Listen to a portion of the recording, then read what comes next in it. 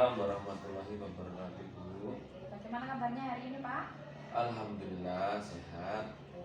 Terima kasih Pak Kendar sudah bersedia untuk datang ke ruang saya. Kita berbincang-bincang mengenai pra observasi yang nanti pembelajarannya Pak Kendar di kelas. Oke. Tujuannya dari supervisi ini adalah mengetahui dan mengevaluasi kegiatan pembelajaran panjenengan nanti di kelas ya Pak. Dan hasil observasinya ini nanti juga saya bisa masuk di kelasnya jenengan, dan juga nanti ada pendamping praktek saya juga mengevaluasi. Ngoten nggih? Oke. Hasil observasinya ini nanti juga saya bisa masuk di kelasnya jenengan, dan juga nanti ada pendamping praktek saya juga mengevaluasi. Ngoten nggih? Oke. Terima kasih. Yang pertama ada beberapa pertanyaan ini Pak yang akan saya ajukan ke panjenengan. Tujuan dari pembelajaran yang ingin dicapai oleh Bapak ini ke depan seperti apa? Jadi tujuan pembelajaran yang ingin saya capai ini nantinya bisa mengembangkan potensi siswa yang ada di kelas. Oke, berarti potensi siswa yang akan dikembangkan nanti nggih Pak dalam pembelajaran jenengan. Oke. Berikutnya Pak, bagaimana dengan area pengembangan yang ingin dicapai dalam pembelajarannya Pak? Untuk area pengembangan yang ingin dicapai ini ada dua Ibu. Jadi ada pengetahuan dan keterampilan. Maksudnya untuk pengetahuan ini siswa dengan membaca ini akan menambah wawasan yang mereka miliki. Sedangkan untuk keterampilan ini nantinya siswa bisa memahami materi tersebut dengan membuat catatan atau ringkasan materi yang sudah disampaikan. Oke, baik, berarti pengembangan yang dicapai ada dua ya Pak. Yang pertama adalah pengetahuan dan keterampilan yang akan digalikan oleh siswa di kelas. Ngoten nggih. Oke, berikutnya bagaimana rancangan pembelajaran yang akan dilakukan melalui dari model pembelajarannya serta pembelajaran sosial emosionalnya itu seperti apa Pak? Baik, untuk pembelajaran nanti kita menggunakan pembelajaran berdiferensiasi. Untuk model pembelajarannya menggunakan project based learning yang nantinya penilaian ini berupa hasil produk. Oke, berarti nanti anak-anak menghasilkan produk ya Pak yang akan dipresentasikan di kelas ngaten nggih. Nah, sekali. Oke Pak, bagaimana dengan media pembelajarannya nanti Pak? Begini Bu, karena di sekolah ini keterbatasan dari segi sarana dan prasarana, maka dari itu saya menggunakan media berupa papan tulis dan buku yang ada dan tersedia di ruang perpustakaan sekolah. Oke, berarti menggunakan sarana yang di kelas ngoten nggih. Betul. Kemudian Bapak, kapan ini pembelajaran akan dilakukan?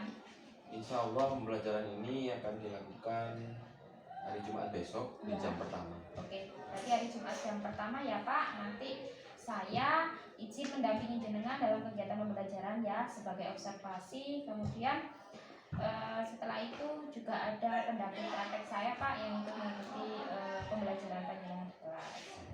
Oke, baik Pak, dari percakapan kita dari awal ini Pak ya sampai akhir ini, apa yang didapat dari hasil percakapan ini Pak? Dengan percakapan seperti ini saya bisa lebih memahami dan mendapatkan gambaran mengenai pembelajaran nantinya itu seperti apa. Saya bisa mempersiapkan media yang akan saya gunakan untuk proses pembelajaran di kelas. Oke, gitu ya Pak. Berarti lebih ada pandangan ke depan untuk siswa yang lebih baik. Pak. Baik, terima kasih Pak karena ini adalah kegiatan pra observasi kita dan Pak Kendar sudah memberikan gambaran nanti bagaimana di kelasnya. Terima kasih. Kemudian besok insya Allah saya akan mendampingi jenengan di kelas mengenai bagaimana panjenengan di kelas mulai dari observasi sampai nanti pasca observasi juga dengan didampingi oleh pengajar praktek saya. Terima kasih Pak Kendar. Saya akhiri. Assalamualaikum warahmatullahi wabarakatuh. Waalaikumsalam warahmatullahi wabarakatuh.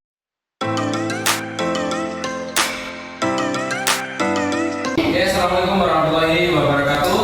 Waalaikumsalam warahmatullahi wabarakatuh.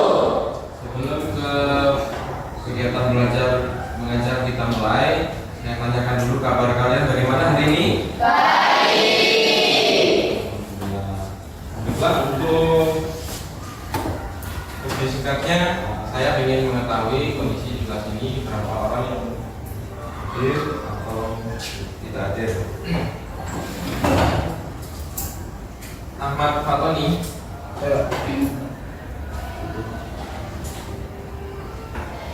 Amalia, Saya Pak. Amanda, Ikut kegiatan pasif. Ana, Bapak keterangan Pak. Andri, Anggun, Aulika, Nanda, Dian, Diki Alamsyah, Sakit. Dida, Saya. Dini, Firman, Fitri, Sakit. Grecia, Hana, Saya. Hanan, Hani, Saya. Hilda, dan ada keterangan Ihsan, Kelvin, Manda, Saya Pak. Iva, Ila, Arif, Nurul Aziza, Saya. Rizka, Uci, Saya. Ila, Saya. Rizky, Sandi, Putri, Sofina, Saya. Marisa, Saya. Vina, Saya. Violeta. Saya. Jadi baiklah, beberapa orang itu tidak hadir. Oleh karenanya kita tetap melanjutkan kegiatan pembelajaran ya. Ya. Nah, pada pertemuan sebelumnya kalian sudah mengerjakan beberapa tugas yang saya berikan. Untuk saat ini kita akan berganti topik. Ini menulis teks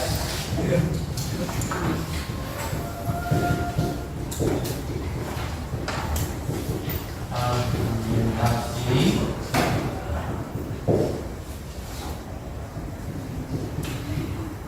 dengan tema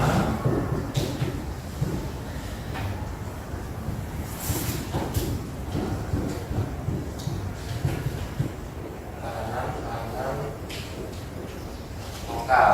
Oke, baik. Nah, seperti yang sudah saya jelaskan sebelumnya, ketahanan pangan lokal apa yang pernah kalian tulis? Jenis makanan mungkin tadi sagu, terus Tahu, jagung. singkong, jagung, Enak. Lewat. tela, banyak sekali ya. Ya. Baiklah, di sini teks argumentasi itu kita gunakan untuk menuangkan ide-ide atau gagasan dari penulis. Sebelum menulis teks argumentasi, itu seharusnya kita pelajari dulu bagaimana sebuah kalimat dan paragraf dikatakan memiliki hubungan yang padu. Nah, oleh karenanya di sini syaratnya adalah memiliki paragraf yang kohesi dan koheren. Oke, pernah mendengar dua istilah ini? Waktu kapan? Kelas 10. Kelas 10. Nah, masih ingat apa itu Sedikit. kohesif dan koheren? Oke, tadi materi sudah saya sampaikan, saya lewatkan melalui platform WhatsApp, sudah di-share melalui grup kelas ya. Ya. Kalian bisa buka di HP-nya kalau sudah diunduh. Nah, silakan siapa yang bisa menjawab apa itu kohesi? Saya Pak. Ya, Dini silakan. Kohesi adalah keserasian hubungan antar unsur dalam sebuah paragraf. Keserasian hubungan antar unsur dalam sebuah paragraf. Kohesi dapat berupa pengacuan, substitusi, pelesapan, penggunaan konjungsi, repetisi, dan lain-lain. Nah, untuk koheren, mungkin ada yang bisa bantu jawab apa pengertian dari koheren? Oke, Vio. Koherensi adalah kepaduan antar gagasan di dalam suatu paragraf. Kepaduan atau gagasan dalam suatu paragraf. Nah, oleh karenanya itu adalah dua syarat agar paragraf itu menjadi sebuah paragraf yang satu. Di situ ada dua teks. Kalian bisa membandingkan contoh paragraf yang tidak kohesi dan koheren. Oke. Nah, untuk melanjutkan kegiatan pembelajaran, kalian silakan membentuk kelompok. Ya, ini sudah sesuai dengan kelompok masing-masing ya. Ya. Di situ ada juga materi yang saya bagikan. Ada materi konjungsi. Apa itu konjungsi? Kata penghubung, masih ingat. Nah, ada sekitar 9 kata penghubung atau konjungsi. Di situ bisa kalian pelajari. Kemudian sekarang kerjakan latihannya nomor 1 sampai dengan 3. Silakan lengkapi paragraf di bawah ini dengan konjungsi yang tepat. Konjungsinya ada di atas teks yang sudah atau soal yang sudah saya berikan. Untuk soal tetap ditulis ya. Silakan kalian kerjakan terlebih dahulu. Jadi, jika ada kesulitan kalian bisa menanyakan. Kesulitannya di mana yang jelas materi tetap kalian pahami.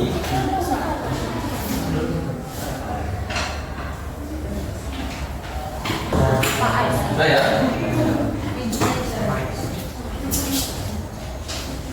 Baiklah, para peserta didik semuanya, untuk kegiatan pembelajaran pada siang hari ini sudah berakhir. Mudah-mudahan kalian bisa memahami materi yang sudah saya sampaikan. Kurang lebihnya mohon maaf bila ada salah kata. Saya akhiri sekian. Assalamualaikum warahmatullahi wabarakatuh.